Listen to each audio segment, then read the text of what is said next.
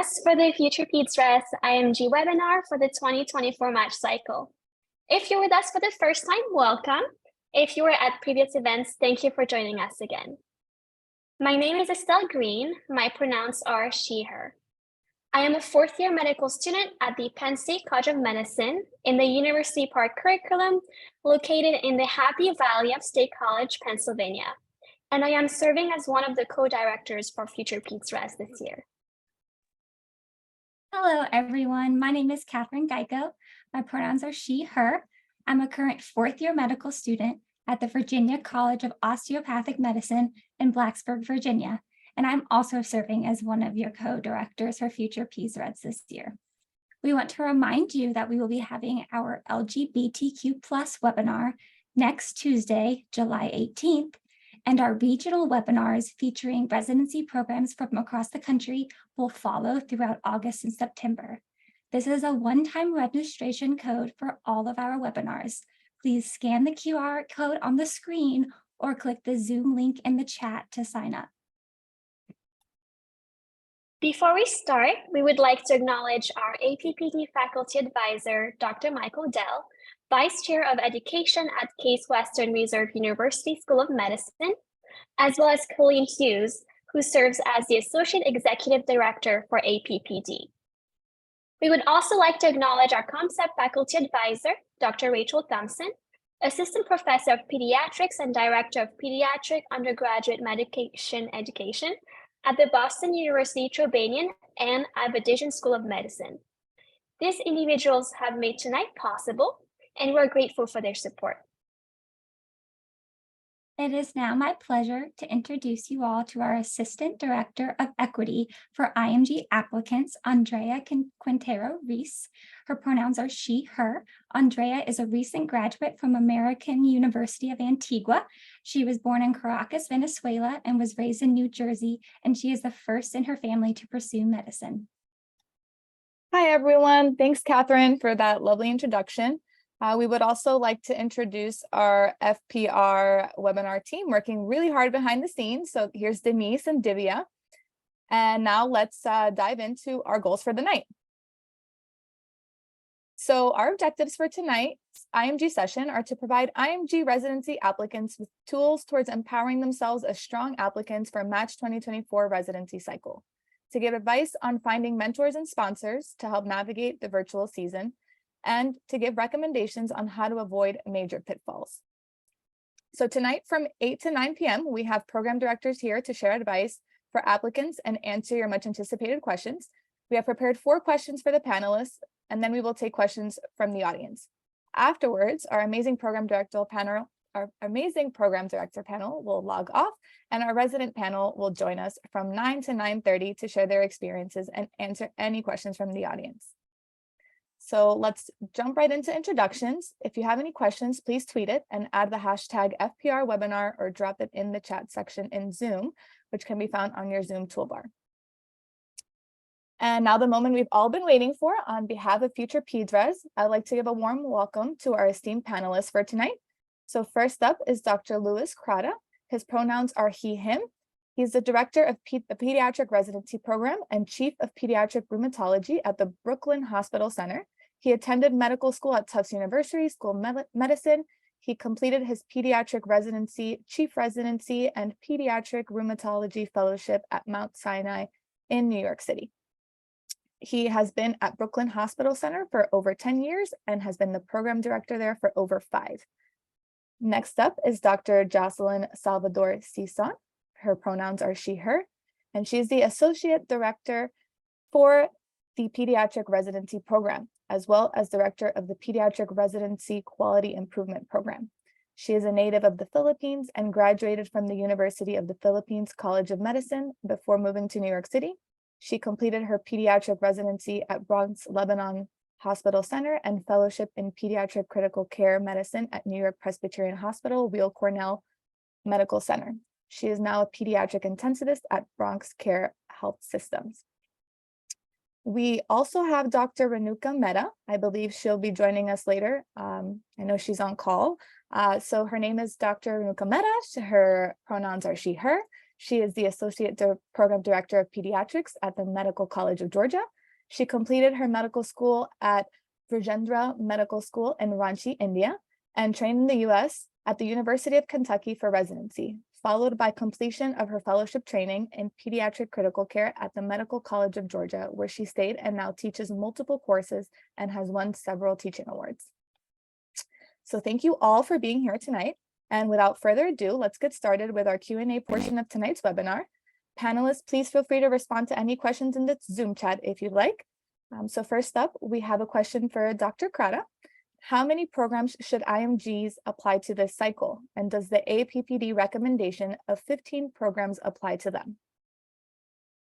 This is a tough question. I know that this gets thrown at me every year, and I guess I don't even know that I could say I'm an expert at this. Certainly, probably the 15 does not necessarily apply to the IMG applicants, and I think that a lot of IMGs apply to up to 100 schools or 100 programs during their application cycles. I think that's not an unusual number to hear about. I think that what you really have to do is apply smartly.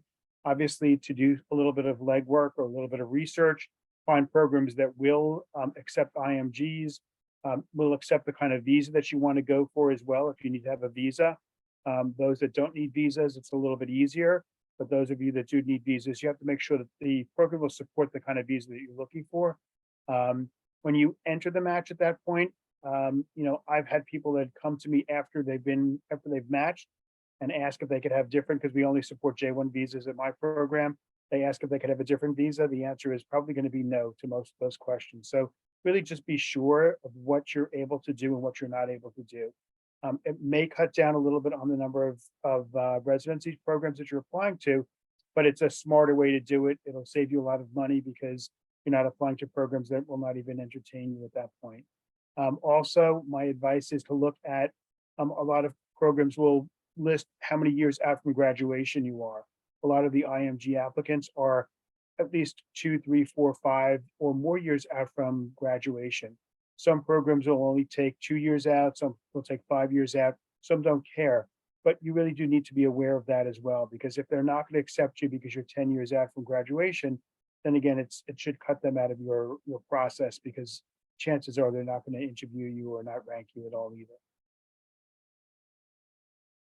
That's my short answer to that question, I guess. Unfortunately, I don't have a right answer, but that's it. Thank you. Thank you so much. We really appreciate that advice. The next question is for Dr. Salvador Sison. So given the step 1 is pass or fail, how will these supplemental components, such as region, experience, signaling, etc., be assessed? And for IMGs, which one of these is the most important?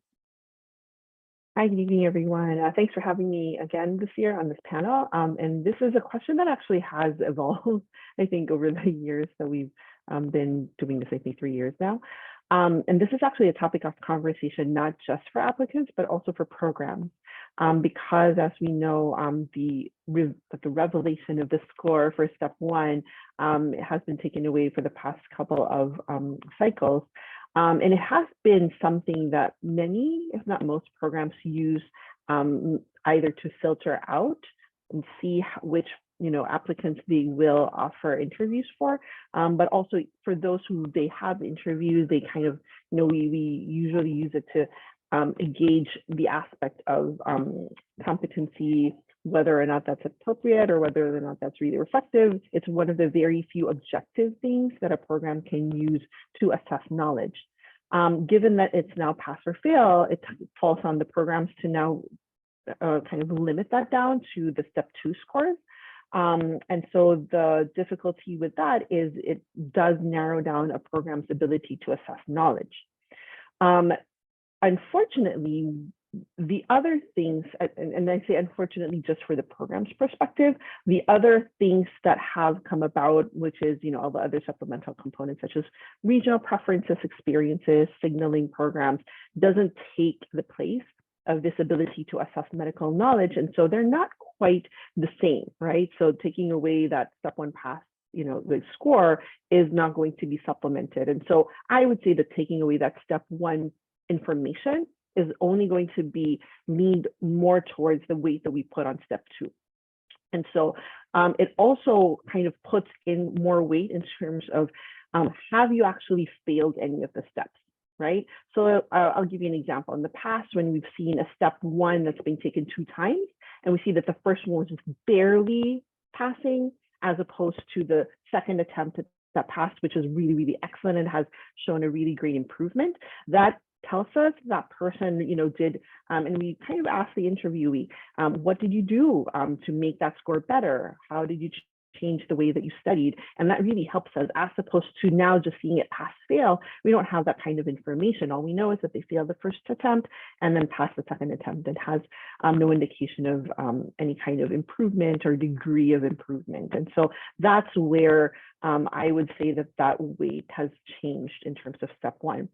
In terms of the supplemental components, it's been a little tricky. There are, as you can imagine, a lot of applications coming through every year.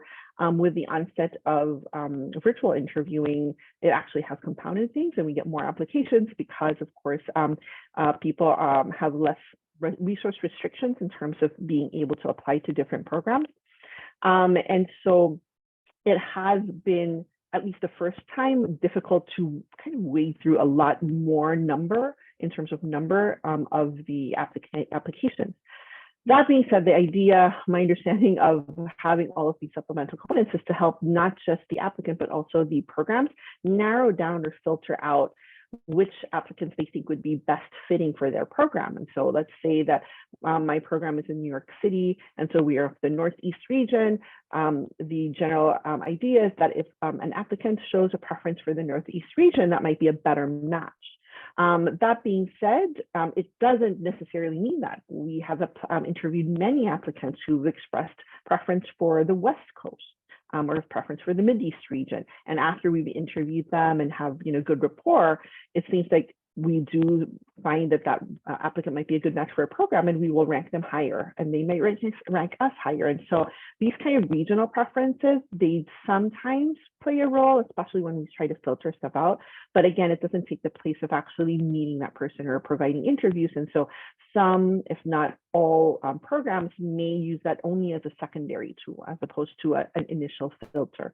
The experiences, I think, would be most helpful of all of those components, particularly for folks who may have had some irregularities in the application, number of years out of medical education, some of these like little gaps that we talk about, things that may not have been very easily integrated into your personal statement. I know that sometimes it's hard to explain stuff in a personal statement, and you don't want it to lean towards one way, but you do want programs to understand why things in your life have happened a certain way to be able to kind of provide the best foot forward.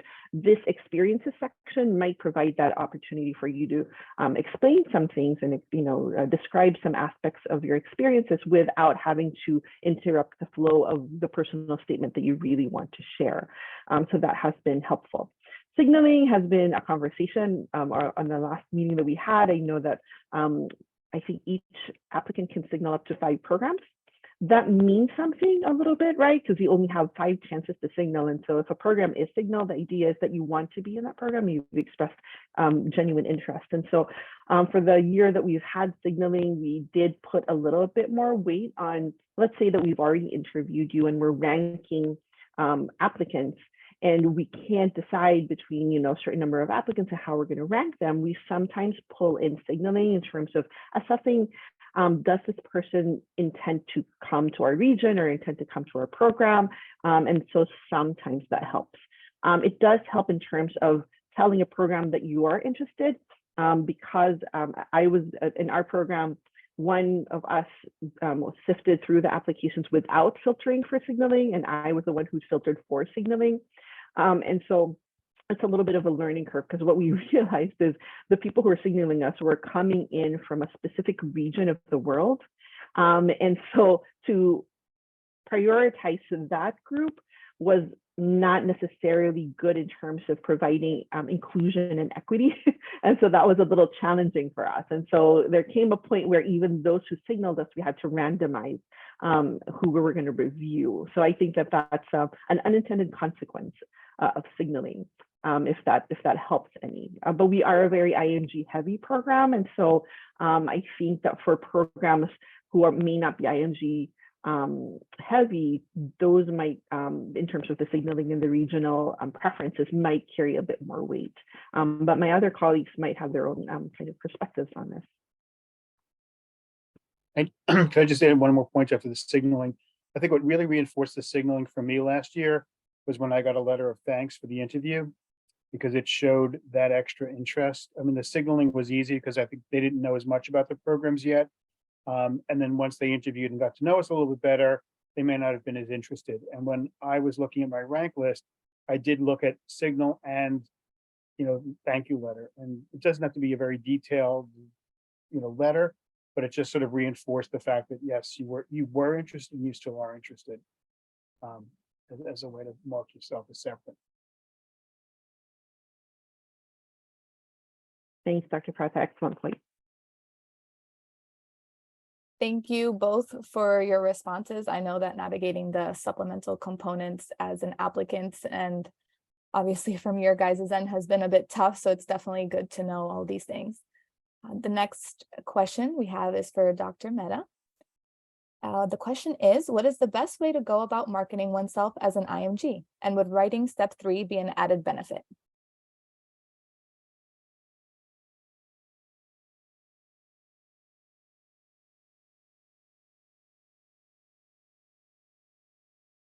Hey, Dr. Mehta, I think you're on mute still. Sorry. Good evening to everybody. And as you can see that I'm actually on call and in the ICU and I'm in the conference room. Just have told everybody that, unless it's somebody you're doing CPR, don't call me.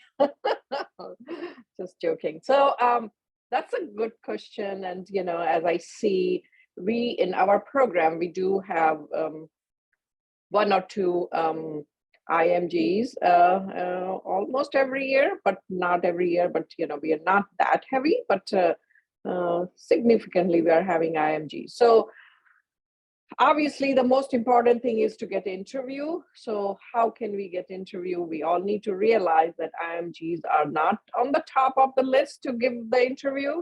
That's the reality of life. So how do we, obviously, if you're, pass fail is not going to help you now as well. Previously there used to be, high score that was very helpful and not red flagged. Then there were chances that you're going to get the interview, but now that's not going to be helpful. So in order to get an interview, what I have seen is that majority of our resident who's been recruited has been able to somehow connect with ourselves, either with observership and really showing your talent, that your expertise, that this is what you are, and that had been very helpful. So if and this may be too late for this year, it's already soon going to be, application starting and recruitment going to be starting. But for those who are planning to apply for next year, is to really think about looking into programs where they favor the IMGs, and then trying to see if they can connect somewhere through the faculty, and that will be the most helpful thing, because the concern is that the IMGs, what is their flow of speaking, are they good at EMR documentations? How can they access those things? How can they relate with the patient? Those are main worry, rather than having a knowledge base. A lot of IMGs are actually pretty good from knowledge base, but those may be the issue. So if you could get observership in those programs where the IMGs are favored, that will be the best, the most helpful thing for you to market there. I think step 3 is always an added benefit, because that tells you that you're good at, your knowledge is pretty good, and you're not going to at least fail your board exams. So that's very helpful that you're not having any problem, because nowadays the top thing is if people, the residents or the students, those who have failed in the past or had trouble taking tests, they are at the bottom of the list. So if this helps, so connecting with somehow with the programs, program directors, associate, and coming onto that program even for a few days will be the most helpful. And if anybody else has something to add, that'll be great. And I think in terms of step 3, the farther out you are from graduation, the more important step 3 is. Obviously, IMGs who've only graduated a year or that year or the year before, step 3 may not be part of what they've been able to do. But if you're really more than a year out, I think it really puts you at a different place. We all know that step 3 is not pediatric heavy, so that while you're studying for step 3, you're studying internal medicine, and you're not really focusing as much on pediatrics as we'd like to have our residents do. And I think the feeling is that if you've been out from medical school for a year, 2 years, 3 years certainly, and you're interested in coming and training in the United States, that taking and passing step 3 would be a very big sort of thing for you to do and to show off the programs as well. I also want to add, given that for step 1 it's pass fail, step 3 is another opportunity to provide a number or a gauge for us to know about medical knowledge, which is very, very important. I know there's talk about making step 2 pass fail, and so I think that is important. The other thing is for applicants, let's say, who applied before and didn't match, or applicants who have repeated things in terms of steps, step 3 helps. Let's say you applied before and you didn't take step 3 before. The idea for you to be able to probably increase the likelihood of you having more interviews is to continue to show that you continue to try to improve yourself and move forward in your career, and really do things to advance your career goals of training in the US. And so taking step 3, like Dr. Krata said, is that kind of next step to that. The other thing is, as Dr. Mehta said, there are disadvantages to being IMG in terms of competing with American medical school graduates. But one of the opportunities that you have that they don't, or that people who have recently graduated don't have, is the ability to take step 3. And so you have to have graduated from medical school to be able to take step 3. And so folks who are graduating in the springtime of the year that they're applying probably won't have that opportunity. And so that's one additional thing. But I do echo what Dr. Krata said, as a program director, to kind of think about that resident as, okay, that person is now going to concentrate on residency, and I don't have to worry about, are they studying for step 3? Are they going to have to take a little bit of time? Because, and this is something that we are experiencing also, is more and more we find residents kind of get a little bit anxious taking step 3, and so they actually want a little bit of time before taking the steps to optimize their exam taking abilities, and so they prefer to have like either lighter rotations, and that's completely fine. It's something that we would love to give our residents, but it's not ideal if you are an applicant trying to optimize your step 3, right? And so if you can take step 3 in a chance or at a time when you're not taking calls, when you're not going to a lot of clinical work and being able to concentrate on that, that really just ups the ability and the chances for you to have a really good outcome as well.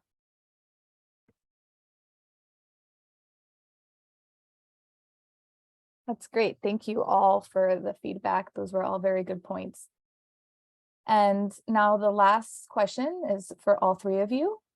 We're going to open it up to all the panelists. So given the IMG's graduation and application year may differ, what can they do to address the gap in the application? And I think Dr. Krata touched on this a little bit before already. I think you really just have to focus on what you're doing clinically. We all want to see that people have at least kept their finger, their toe, whatever expression you want to use in the pool to show that you're still active in clinical training.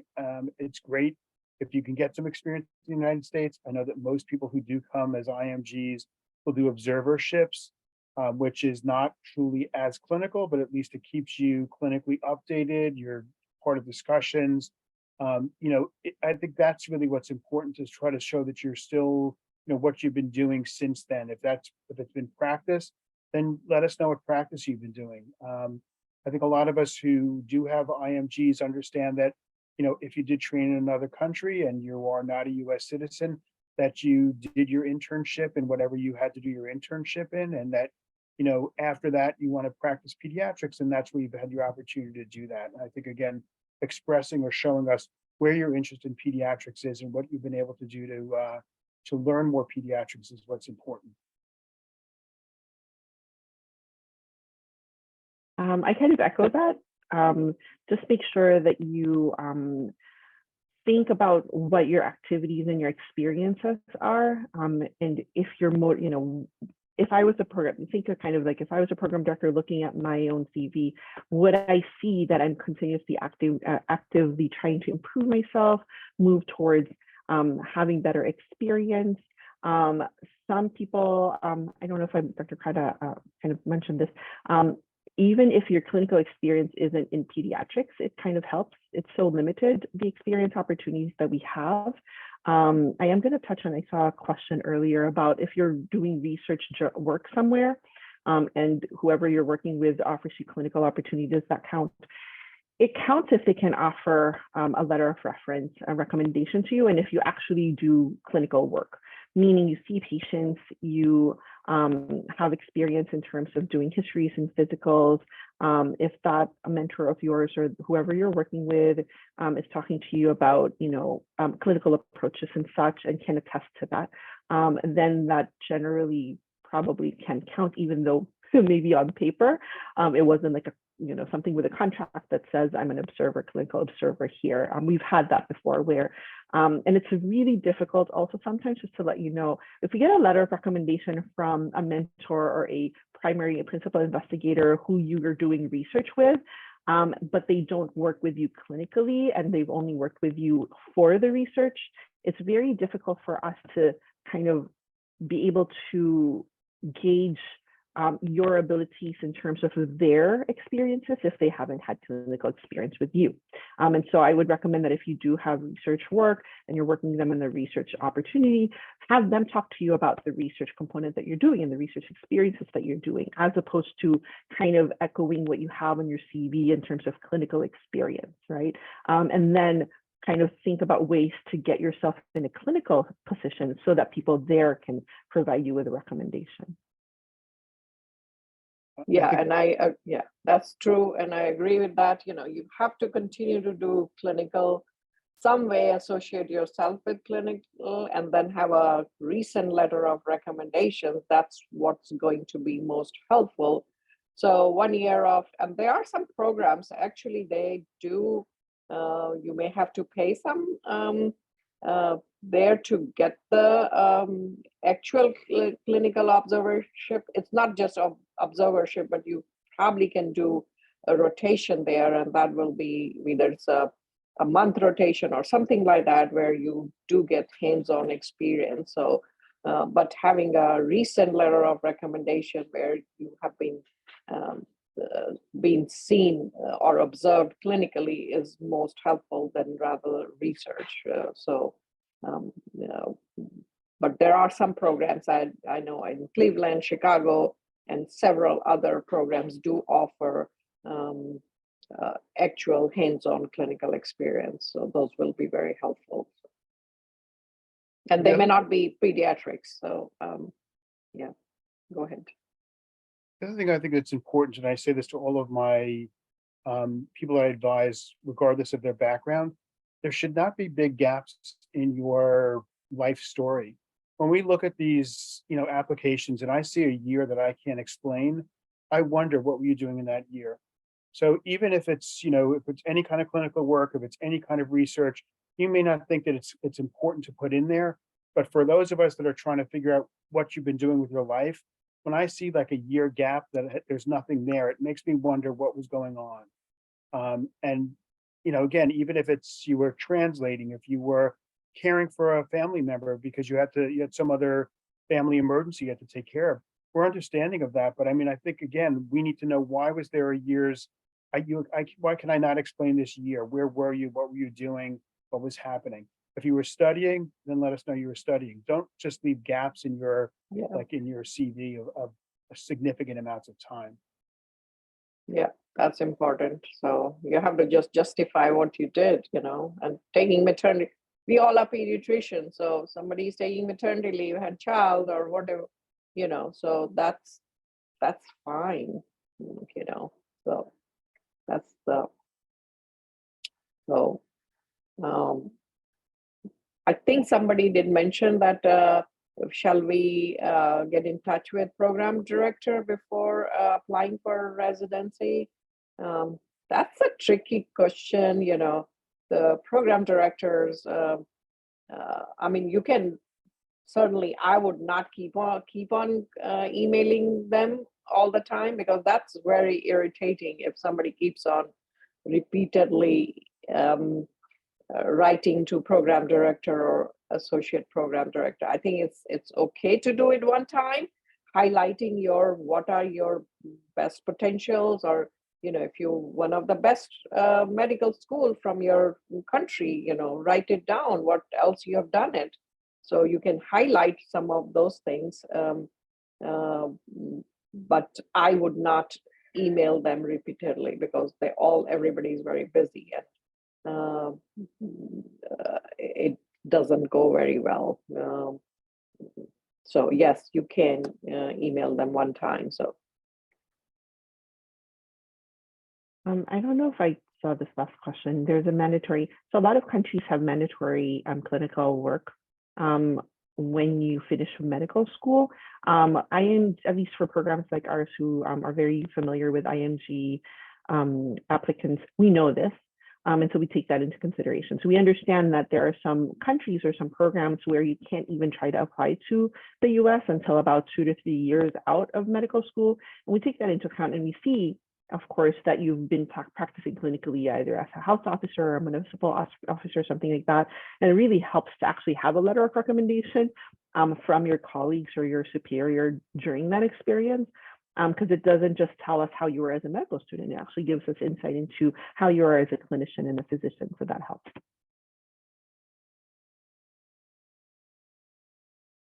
Thank you for answering all of those questions. And we're actually going to open the floor for any questions that we have from Zoom and Twitter and from the chat as well. So the first question that we see below from the chat is, I heard the term observership. Can you comment about how useful an observership experience is as opposed to a clinical rotation that is hands-on? I can take that.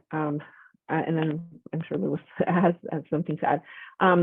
Clinical experience is, of course, going to be the best, right? To have your own patient, to be able to actually assess them and do physical examinations on them and interact with them is going to be the better ability for a letter writer or a physician to be able to assess you, as well as for you to be able to obtain skill.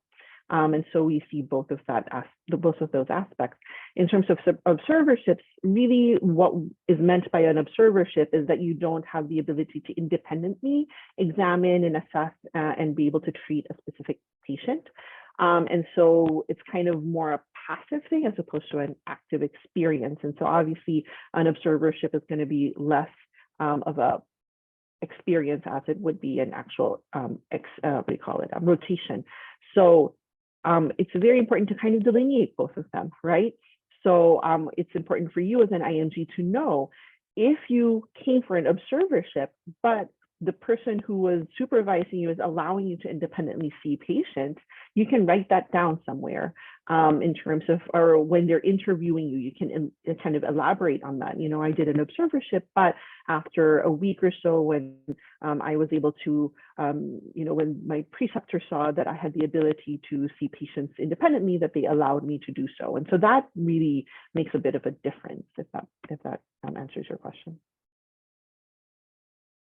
And also what I have seen is, you know, I have, you know, supervised a lot of students for observership, and, you know, some of very smart students, what they did was, even if they're not allowed to, and if that's the only option you have, is what they did was they followed upon those patients and looked into really the papers and came up with and wrote about them. And so they became very smart, and they said, okay, I can't do anything. I can't see the patient's notes and all those things, but I can read about these cases. And then that person wrote about 3 or 4 patients, you know, what does this patient's illness means to, and that was very insightful, that, you know, that even I wasn't allowed to do something, but I still was very much interested in learning about the patients, etc. But you can always go and interview those like patients, so and talking to other residents, etc. So they made it very, very successful observership. So again, it's important that, you know, clinical is far more important than just observership, but you can make it, if that's the only choice you have, is to make it very meaningful, so that whosoever you were observed under, they can write a good letter of recommendation for you, that even with limited capabilities, this person was able to do quite a bit. So.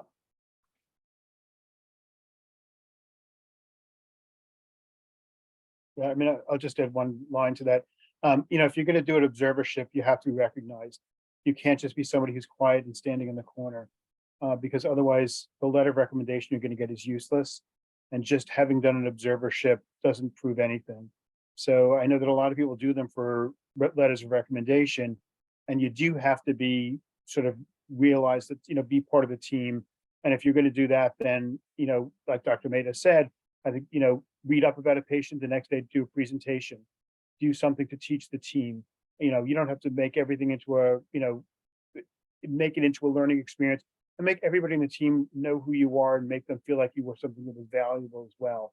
So, because if you just stand in the corner, it's not going to be a very useful experience for you to get something out of it. Most people will waive their right to see a letter of recommendation. But as people who see it on the other side, we see when a person who's done an observership has made an impact. So letter writers will say, you know, this person did an observership, but, you know, this person did so much more than just observe. The person was really and we see this a lot, integral part of the team and clinical team, and helped us really move along and work better. That really provides a good note for that applicant.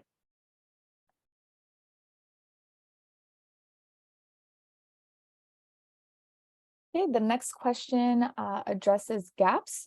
So when you say gaps in the timeline, is that specifically referencing gaps since medical school began? For example, I have 3 years between undergraduate and medical school, but no gaps once medical school began. Do I need to explain the pre-medical school gap in my application? Yes, you do. And I think this is something, you know, what you did before medical school also matters. You can make anything into something that's important, or it's not so much make it into, but all of your life experiences are important to us. I've advised one student who was told he was part of a motocross team. It was a professional motocross team, which is like bicycle riders. And he was told not to put that into his CV. In fact, I think that's an important thing. You know, he was part of a team. He did this. He was a professional for 3 years. He was actually the team leader for a year. You know, all of these things are skills that are great, that when you bring them into a program, they're thinking, oh, this is a great skill that somebody's able to add to our team. It makes you somebody who's different. It shows that there is some variety in your life. It also shows that, you know what, you did something else, but you realize this is really what you want to be. You want to be a doctor. So there's nothing wrong with having that. And again, when I see that 3-year gap, I don't want to say what I think is going on with your life, but where were you those 3 years? What happened? Why is there nothing in here that tells me what you did for those 3 years? And again, if you have financial things and you had to work at, you know, McDonald's, and again, there's nothing wrong with that. If that's what you did, then that's what you did. And I respect somebody who has to support their family, who has to support themselves, save some money up and go to school. There's nothing wrong with that. So, you know, don't be afraid or don't be embarrassed by any of those things. All of your life experiences and all of your life skills do add to who you are, and in some way may actually make, you know, the program think, wow, this is somebody who does have something to add to my team. I'll echo that. Applicants who have done other things that have really impressed me, and that's actually why I picked their application for interviews, include someone who was a customer service representative and over 2 years became a manager and a director of their department before deciding that they wanted to go to med school. That kind of reflects how good that person is in terms of personal relationships and communication skills. Someone who's a paramedic, we get those as well, which really, really helps. Someone who was an Olympic athlete and with an Olympic team. And so like Dr. Krata said, you know, the variety of your experience really does impact who you are. And really, eventually, in the end, what makes a program pick you to interview is something in your application doesn't just tell us that you have medical knowledge and sound clinical skill, that you have, you know, the ability to work well with the patients who we have, work well in a team, and the summation of your life experience kind of builds up who you are. And so any kind of glimpse into that helps. Yeah, that adds to diversity. So I think if you had leadership quality, emphasize. If you had teamwork, emphasize. You know, those things are very helpful because eventually, you know, we all are working as a team. You know, you have to deal with the nurses, to the the pharmacy and the respiratory therapist and administrator. So if you have that quality, you might go into, you know, you take up that position. So so again, do not, everything from high school onwards, you need to, you know, just tell where were you, and that may be a positive thing. So yeah. Those are some really unique experiences you guys had on the applications. So that's good to hear. And just to piggyback off that question, where in your application should you address these gaps if you do have them? Your resume. Oh, sorry, go ahead, Dr. Minda. In your resume. So yeah.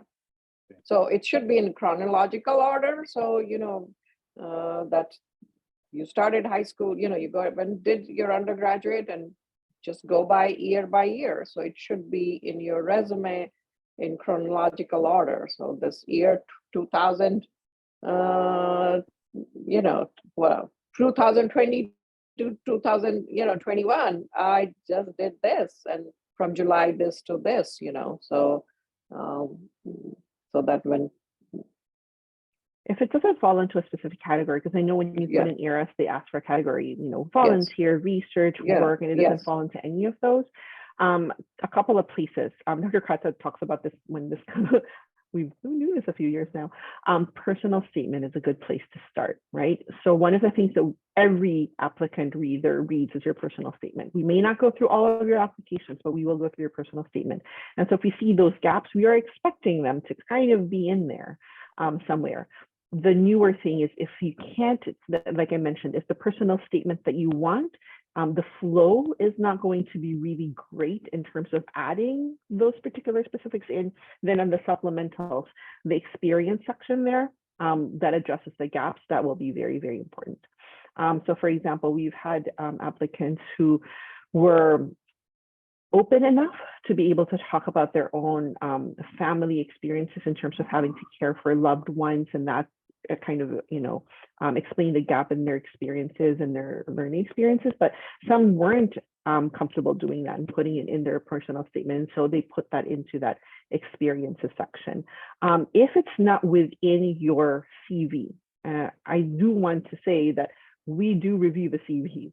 And so even though we don't ask, if you don't address the gap, we will wonder. Some of these things, it's some, as you can imagine with the flow of the interview, it might not be appropriate for a program director to say, I see that, and this is the nicest way to say it, I see that there's been a 2-year gap in terms of your experiences. Can you tell me more about that? And that's as much as we would probably ask or push, and we won't really push harder. If the answer is either not very well thought out or lukewarm, that is not helpful for you. But if you have an answer ready, and if you're able to kind of respond to that, then that helps us understand and learn about you more. Yeah, so I mean, the comment in the group is that there, and I've heard this because of the fellowship application as well, there's only 10 items you can put in your in the CV. I mean, you do have to prioritize what you're putting in as your 10 items. If you really did something that was not that consequential, that really shouldn't be in your 10 items. I think people like to put volunteer work. And when I see, volunteer work and I look and I see it was a half an hour every other week, I have to say, if you have a 2-year gap in your life that you need to explain, that's more important than the volunteering for half an hour every other week. You do have to weigh what's more important and what's less important. We do look at these things as well. I mean, I look at when somebody says they volunteer, if it's a half an hour every other week or half an hour a month, that's not really very much in terms of volunteer time. By the time you sit down, get yourself ready to do your volunteer work and leave, it's over. So you really haven't been doing very much. And so it's just putting something on there as a tab or as something that you did, we're going to look to see, was it really meaningful? And also you have to realize that during your interview process, if you've made it to the interview, people are going to ask you these questions about everything that's in your application. And I watch a lot of TV and I watch a lot of Law and Order. And I always say to all of my advisees, everything that is in your application can and will be used against you. Anything you put down can be part of the interview. If you put down an interest, they may pair you with somebody who has that same interest. If you can't discuss that interest, then they will know that you just put something down, and that will negate your entire application because they're going to think you lied about other things. If you put down research, you better be able to discuss that research that you did. I mean, I can't tell you again how many times somebody has research on it and I ask them, what was this about? And they can't really tell me. Again, that just says to me, you wanted research in your CV, so you joined a group of people and you said you did research with them. That's, again, it should be something that's meaningful, and anything that's in your application, you better be able to discuss.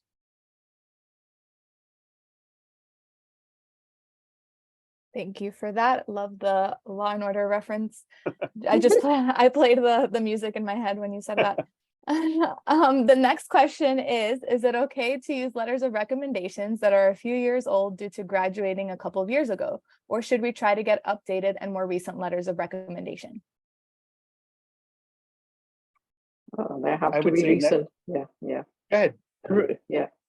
The recents are much better because what you did 3-4 years back, things have changed. So the most updated are the most helpful. So that's in a very simple way. We are saying now, if you don't have any option, and that's different, but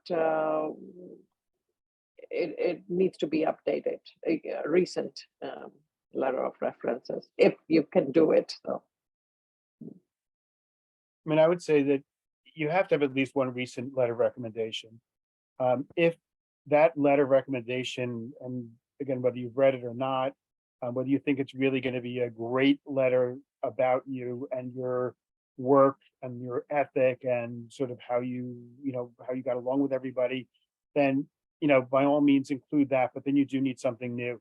If it's just, a one paragraph, I worked with this person, they showed up on time, they did their work, then absolutely not, because it doesn't really help at all. If it's a really glowing letter of recommendation from somebody that you worked with and that is going to write you a great letter, that's fine to have one, but you do need to have new letters. You can't just have all old letters of recommendation. How many years is old? We don't know. I would say, like, let's say you are 7 years out of graduation or 5 years out of graduation, and the person who wrote your letter wrote it 5 years ago because they were your supervisor on your first job out. That's going to be great, especially if they wrote glowing things about you and you were top of your class, and that's kind of consistent with who you are and you interview really well. Otherwise, it's very difficult to assess who you are, as opposed to, let's say you are now you're in a prime, like a solo practice, right? Or you're in a regional place somewhere where you're the only physician. If you could have a supervisor talk about you and what you've done in that time since, that's going to be more helpful than having like the department chair of your medical school institution write a glowing letter about you, because it tells us more about what you've done in the interim, and who you are right now, and your clinical abilities and your skills since then. The other thing is just to let you know, we've noticed that there are some networks, international networks, where you can be mentored or have a mentee who is trying to apply for a residency in the US. And we've had letter writers who don't actually work with the people they write for. They see the CV and they say, I know this person, I've mentored them, I've spoken with them a lot, but they haven't clinically worked with you. That's a little tough. That's a tough sell to me. So even though they're, very, very well-meaning and the director of like this very prominent institution in the US, and they themselves are program directors, if they haven't worked with you clinically, it's hard for us, because we're going to see, right, in your work experience, all right, so this is a letter writer, but I see that they've never really worked with this person. And now we have to think, how do they know this person? Some of them will say that I know this person because I'm mentoring them to be able to apply, and they haven't had the opportunity to come to the US because of resource restraints. We understand that, and that's helpful. Other than that, if let's say they're prestigious and they know you, this is the other thing, similar to that. That person who is already practicing in the US or is part of a program here in the US that you were in med school with 5 years ago, and can attest to how you were as clerks and interns, that person now writing a letter about you as your clinical experiences were back then is also not as helpful. Does that make sense? So if you have to think about which letter am I going to send to a program, that person who is now practicing in the US, and I have that letter from that person, but they haven't worked with me clinically since I graduated med school, or someone who I'm working with now, I don't have that same rapport with that person, I'm not quite confident, but who's worked with me clinically, and I feel that they are going to have a good assessment of me, I would say that use the one that you've really worked with, not just someone who knows you, if that makes sense. Just FYI, we can also tell, I don't know if Dr. Krat has had this experience, we can also tell if the letter writer is a parent of your best friend. It's your friend, your grandmothers are friends. Something like that, right? Yeah. Where we go, like, we know you haven't worked with that person. That person has a very beautiful title from somewhere, and they've written you a glowing letter, but we know that letter's from the CV and from what their parents have told them about you. We can tell. And that's not the best letter to send either. And so we really want to know who you are as a physician, and that really just speaks volumes. I've had letters from like a junior faculty member about an applicant that was so specific. That person really said, this person was integral to our team. They spoke about this disease. This person, this applicant really spoke to our patients and connected with them at a very solid level. Those kinds of letters are really, really helpful, even though it's from a junior faculty. So direct supervision, recent letter, that's what should be the bottom line. So if you can't help it, then you can go for anything, but they should have directly supervised you or directly worked with you, somehow they know what you are doing clinically, not a third-hand or second-hand knowledge. So going off of this, does a location of where the person is writing you the letter of recommendation matter? So for example, someone worked very closely with someone in their home institution for a very long time, but then they came to the US and worked with a doctor here for a shorter period of time, which one would weigh more, the one in their home institution or the US? I think it really all depends on how well the person knows, the writer knows the applicant. I mean, I could tell very superficial letters, they skirt around, Yeah, I can tell. they talk about the program, they talk about the kind of patients, they talk about the amount of time the person spent with them, but they don't really say very much about that person. So if they don't know you, and again, this is the whole, if you do an observership and just stand in the corner, the letter of recommendation you get from that observership is not going to be very meaningful. So if you don't feel like that person knows you, then it's not going to be useful. You have to go with the person who knows you as well. I mean, that's the bottom line. I don't need to know about the place you did an observership at. I don't need to know about the patient population or the volume of patients they see. I need to know about the applicant.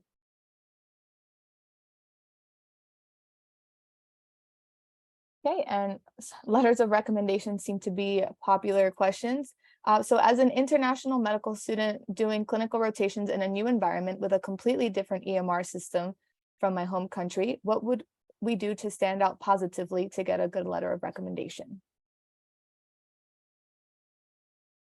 So I'm kind of wondering what the question is here, whether it's, did you have a hard time and not have a great clinical experience because you were so worried about how to navigate the EMR system, and you're worried about how that experience has reflected upon you, and so you're worried about what the letter is going to be from the letter writer? If that's your concern, I would say, ideally, if you had a good experience from that observership, that your performance goes beyond how difficult the EMR was for you. If what you're trying to ask is, if it's a different EMR and I want to add EMR, like me learning about that new EMR as an experience, then I would say, there's always a way to kind of turn the challenge into a positive thing. And then I would say kind of use that. Unfortunately, no matter where you go, most likely than not, your EMR is going to be different from wherever you trained. And wherever job you go to, it's probably going to be a different EMR from the last job that you just had. And so this is not a problem that's going to go away for any of us. And this is an experience that's going to be very universal for everyone. And so if that helps in terms of understanding how we get it, we get how difficult it is to switch between EMRs. So the important thing is, don't let that EMR experience bring you down, right? So if you're doing an observership somewhere and the EMR is difficult, do one of two things: either do extra work to be able to navigate that EMR, or find a way to be able to still do the clinical work even though EMR is a problem. I mean, I have to agree with that. I think until Epic takes over the world, every EMR is different. And even when Epic does take over the world, everybody has a different Epic. And there is no program, even if you're an American grad, where you can join a residency and they're just going to say, oh, you used Epic before, you don't have to train anymore. You could just go start using the EMR. Everybody has to learn how to use the EMR, and the EMR should not be the relevant part. We all know how to click boxes. I think at this point in time, everybody can click a box, everybody can write a paragraph. That's all an EMR is. You just have to learn the nuances, and that's, you'll learn while you're doing it from experience. If you're so concerned about how your notes are, my advice, and I tell the medical students to do this all the time, write a SOAP note. I learned more about how a student is actually thinking, what they're thinking about, when they hand me a handwritten SOAP note, because the clicking and the whatever they do, and they try to cram stuff into the EMR, it doesn't always make sense. When I read a simply done SOAP note, I can tell what you're thinking about. Everybody will learn how to use an EMR. It's Androids and Apple. And EMRs, all different EMR, even if it's Epic, people are going to have different protocols, different pathways for their management. So you'll still have to navigate how the pharmacy put their order. So that should not put you down, or I don't think anybody will be not giving you residency because you did not do well on their EMR program, or other way around. If you think that I'm not going to join this residency because I'm not good at EMR. That should be your bottom of your concern. So.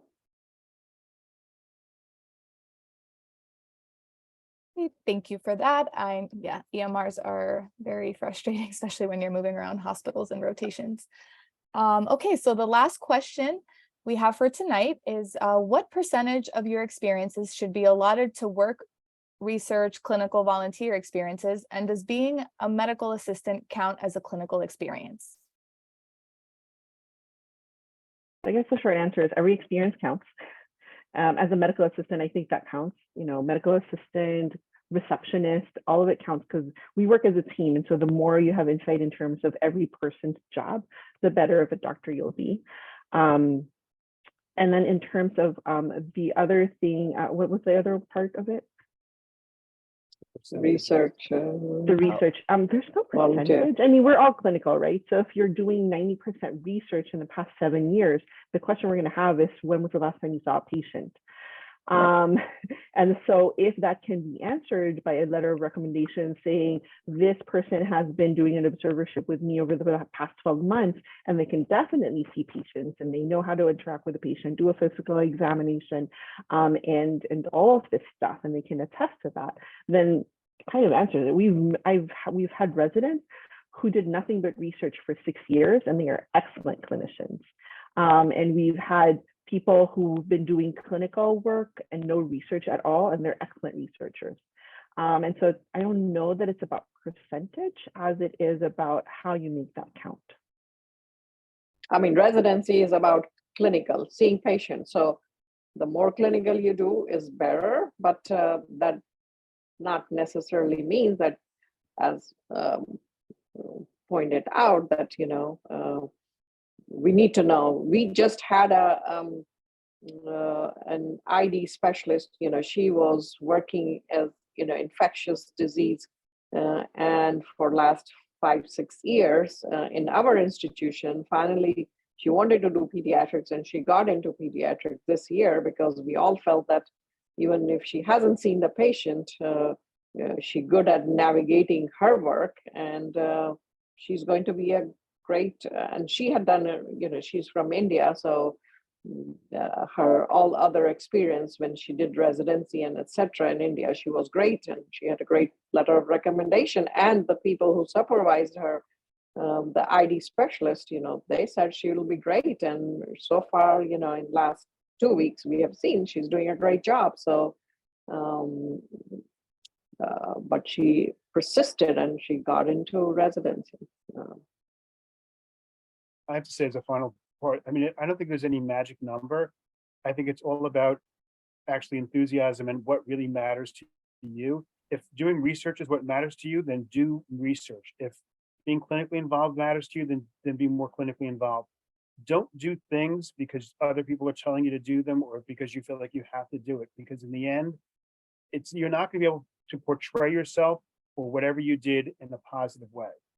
So it's not about like shoving a round peg into a square hole. It's about taking what you have in your life and your life experiences and selling them in a positive light. That's what it's all about. And I just want to address a couple of questions in the bottom that I think are helpful. Let's say you're doing a residency in some other specialty and you decide, that's not for me, I really want to go into peds. We've actually had residents like that before. If you get a letter writer to actually say, this person is a fantastic resident, this person's great in internal medicine, this person's great in anesthesia, but over the years has realized that they want to be a pediatrician.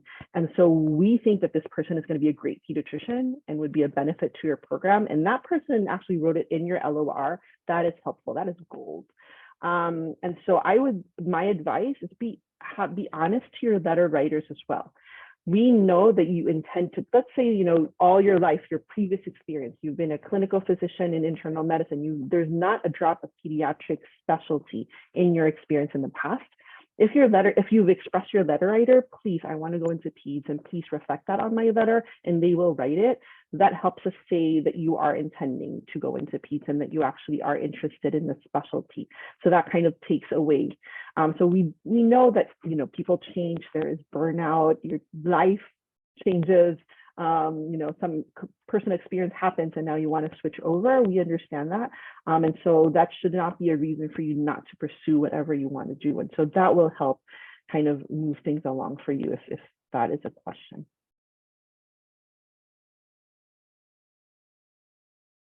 Okay, thank you all so much for your questions. Before we transition to the resident panel portion of the evening, I wanted to let you guys know about the Match a Resident platform. They're very helpful to IMGs. You can create a profile with your specific credentials, and it creates a list of programs in which you have a higher chance of matching. And it has program-specific information such as visa status, IMG friendliness, if they've interviewed or hired anyone from your school in the past, and even some feedback on the interview process. I know some people had some questions that were very specific to them, so maybe this platform could be helpful to you guys. We get no commission from this, so it's just something that was very helpful that I know a lot of my colleagues have used, and I just wanted to share with you guys. And they were nice enough to give us a discount code if you guys were interested. It's on the screen, the IMG 15, and they also have some other services that can help you guys out with your application process and writing personal statements. So hopefully that's helpful to you guys. Once again, thank you, Dr. Crata, Dr. Salvador Season, and Dr. Mehta for your insightful comments tonight and for your continuous support of IMG students. Next, we will be transitioning. Yes, next we will be transitioning to our